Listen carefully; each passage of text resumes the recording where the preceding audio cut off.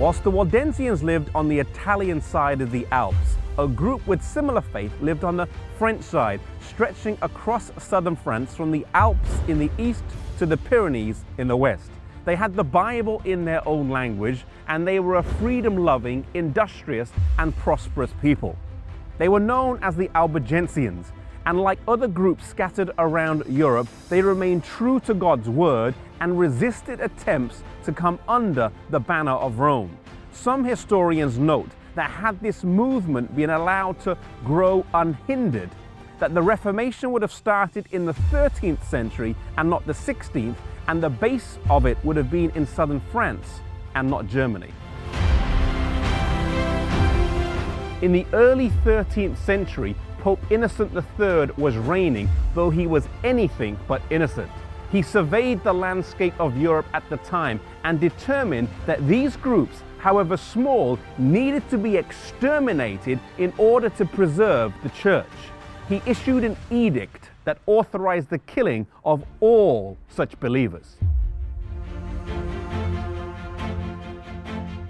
A crusade was launched that became immensely popular with the warriors from northern France, as they no longer had to travel all the way to Palestine, but right here in their own country they could attain all the same benefits. They were told that by killing they would wash away their sins, that they were entitled to the property of those whom they killed, and that when they died they would immediately go to heaven. All of this was promised in return for just 40 days of service. One can only imagine the type of people who made up the armies that came down here to southern France. Year after year, from 1209 to 1229, for 20 years, this crusade was waged against the Albigensians by Pope Innocent III. During the first season, the Crusaders attacked and conquered the city of Toulouse. They then made their way south in July of 1209 to the city of Béziers. As the forces were gathering around the city in large numbers, the men made a rush to attack them before they had a chance to fortify the camp. It was in vain though, and the assault was repelled. As they hurried back to the city, the Crusaders mingled with the citizens and made their way into the city before they had a chance to close the gates. There was now a problem. What would they do?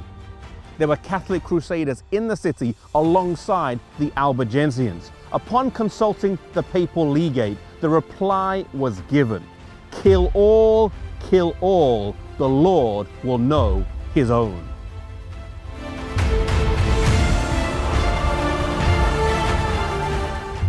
History records that blood flowed like water as everyone in the city was brutally murdered. No one was spared. Even those who sought refuge in the church were cut down.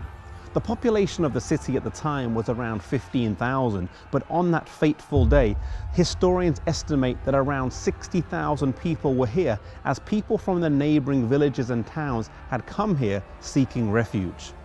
After the killing, before they left, they set fire to the city, burning everything to the ground. Not one house was left standing. Not one person was left alive. Other towns and cities in the area would fall as well, suffering the same gruesome fate. Even though they were not a race of people, but rather a group who shared the same faith, the destruction and systematic killing has been compared in some circles to genocide. The prestige of the papacy suffered greatly during this time as news of the slaughter spread throughout Europe. The Albigensians were not totally wiped out though, and small pockets of them did remain over the centuries. Perhaps most tragic was how the propagators linked divine salvation with murder, a dangerous combination then and still today. We should never allow religious extremism to take away freedom of worship. We must never impose our beliefs on others, nor allow others to impose their beliefs on us. No matter how true one thinks they are, no one has the right to force their beliefs on anyone else. One thing that God has given to us is the freedom of choice. the freedom to love God in return for the love that He has given to us. May we be gracious in how we share our faith and our beliefs, giving other people the room to make their own decisions as they are led individually.